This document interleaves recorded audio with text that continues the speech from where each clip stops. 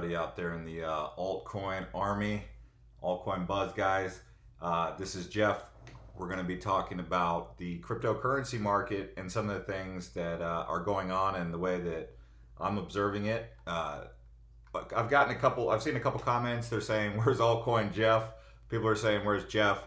This is coming from Ivan 3000. I've seen a couple of those. So I figured, I've got a lot of thoughts on this, so I figured I'd start sharing them. And by the way, guys, if you guys want to keep up with me on, Twitter, you can.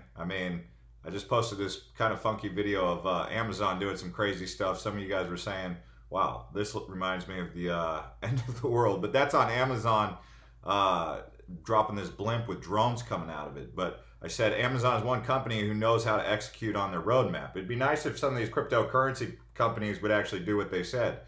But just to show you some of the thoughts that I basically am going to talk about in this video, are the whales pumping crypto again?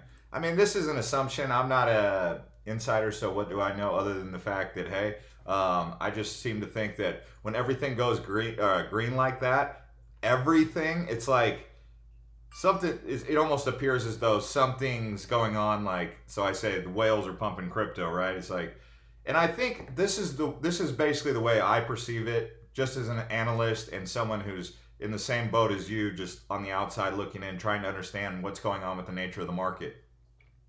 I feel as though there are people out there who are heavily invested in cryptocurrencies and digital currencies that want to see cryptocurrency, Bitcoin, and any other digital currency make it to the mainstream. And in order to do that, they've got to get people's attention, and they've got to go from less than 1% mainstream adoption. We were barely even getting the 1% global adoption. And in order to get there, we've got to really get some excitement and get a buzz behind cryptocurrencies.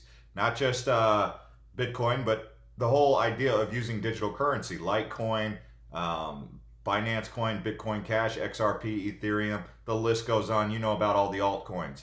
And in order to do that, they've got to make it exciting. And this investment opportunity brings in people. And so if they just took it away and they just said, well, we're going to remove the whole investment opportunity away from it, people aren't going to be drawn to cryptocurrencies. So it's kind of like, if you are an early adopter, you have an opportunity potentially, at least that's my assumption, to make some money when this thing's growing as we transition from fiat to digital currency. My cat's bed is behind me. I just noticed that. I'm like, what? How did they get there? But it's throwing me off. Anyway, but if I'm just looking at these coins, people keep constantly messaging me, people that I talk to that are also into digital currency. They're always saying, man, I bought Ripple at 80 cents. Should I sell and go into Bitcoin? I'm like, at what point are you going to go from buying high and selling low? Like, sometimes you might have to just be patient. I've had to consolidate some coins that I just don't think are going to have any intrinsic value moving forward. So I've just said, okay, I'm just going to cut my losses and scoop up my $17 and just put that into Bitcoin. Something that was once a $300 position, now worth like $17 because it just got absolutely slaughtered. And that happened. But for the most part, I'm trying to build up my Bitcoin position pretty good. If I can get to 5 Bitcoin, 10 Bitcoin, I'd be pretty happy. If Bitcoin goes to $50,000, you can do the math. I'll make up all my losses. But it's a waiting game. I also have to accept the fact that Bitcoin, that these people, these market makers, these people who are building the cryptocurrency industry, the crypto market, if they don't get what they're looking for in this pump right here, they could just say, okay, we've got to take it lower, we've got to hold it even lower, and then you could be looking at a longer spell of 1 to 2 years before they try it again. Or all of 2018 was pretty much bearish, right? All of 2017 was bullish. Well, right now in 2008 and 2019, we're kind of like, is she going to go? Is she going to stay? So we're all in the same boat. Is it going to 1250, or are we finally starting to see an uptick? You can only, and all you can really do is analyze historical data, use present consciousness, think about it the way it is right now. But this is why, 5 months ago, 8 months ago, I was saying to myself, and I was sharing it with you guys, is that you need to be in the top tier coins pretty much, because the other ones are lotto tickets, and you can find lotto tickets, but for the most part, those lotto tickets haven't panned out. And that's what I ended up doing. I ended up going heavy into my top 10s and really building up my Bitcoin position. And if something hot comes up, then I'll entertain it. For example, Engine Coin. That one came to us from Shosh Watt, who's also on Altcoin Buzz. He was telling me about engines, and I was listening to his advice. I didn't buy into Engine, but I noticed that his analysis on that was correct, where he was saying, hey, get into Engine, it's going to be one of those coins. And I was already kind of like, no, I'm cool up here with my top tier coins, I don't need any lotto tickets. And he was like, no, it's not a lotto ticket. And now Engine is really doing great. I mean, when he presented it to me and showed me everything they were doing, I was like, yeah, but I've seen that a dime a dozen in the altcoin market. But yeah, so there are some coins out there and some strong projects that will follow through. But for the most part, I would say it's probably not too late to consider Bitcoin. I mean, I'm into Bitcoin not because I think it's going to 5,000 or not because I think it's going to 7,000. I think it's got a long ways to go. Why do I say that? Well, it's at a $84 billion market cap, and gold, for example, is a $7 trillion market cap. If Bitcoin can even get to 1/7 of a gold market cap, okay, I mean, you're going to be looking at a lot more. The Bitcoin price is going to go up a lot more than it is right now. I mean, we could be looking at what $40,000 Bitcoin if it gets to $1 trillion market cap. I mean, that's what investment's all about. No one knows for a fact, okay? If you think that someone knows for a fact, good luck, because you're putting faith into something that's just not there. No one knows for a fact. I don't even think most market makers do. They never do. They can't. Buffett can't even predict the next recession, and he's the greatest. He's the Oracle of Omaha.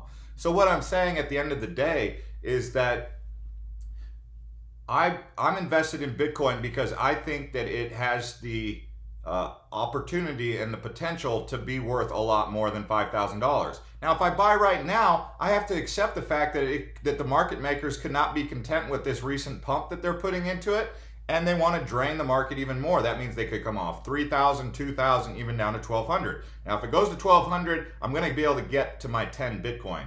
Okay, so I've got an optimistic attitude no matter what. If it goes up right now, I'm like, okay, cool, I'm locked in. I only have a few Bitcoin, like less than 5, maybe 5 in total, right? But if it goes up, great. I'm locked in, I'm happy. If it goes down, I'm like, great, opportunity to accumulate down at the bottom, but always working my main job, kind of just realize I'm a speculator more so than I'm an investor. I'd like to call myself an investor, but I mean, are we investing in crypto or are we speculating? That's kind of where we're at right now. But anyways, so Bitcoin, I would say right now, even at these prices, sure, it could go to 1,200, but even right now with the upside on Bitcoin, buying it under 5,000, is it really that bad of a price? I mean, if I was to say any coin that I would buy right now, I mean, Bitcoin.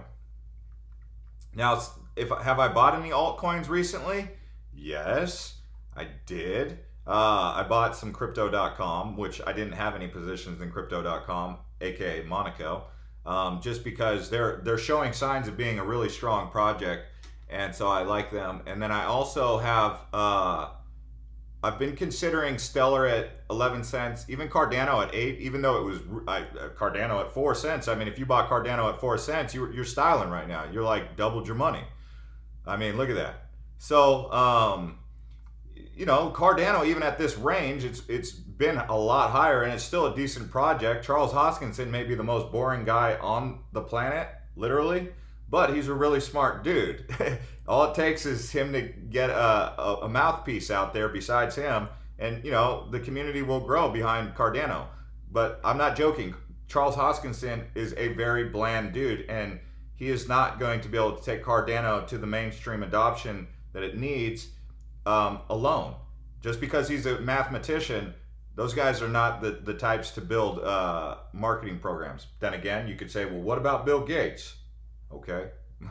Maybe Charles Hoskinson could become like a Bill Gates, where he's such a public figure, or Elon Musk, who's such a public figure, or Jeff Bezos, who's kind of a public figure. But Jeff Bezos is different than all of them because he doesn't care if you like him or hate him. He doesn't need to show that he's a philanthropist. He's the richest man in the world, right? And he doesn't need you to think that he's a philanthropist giving away all of his money. He's not one of those kind of guys. So I actually respect Jeff Bezos for that.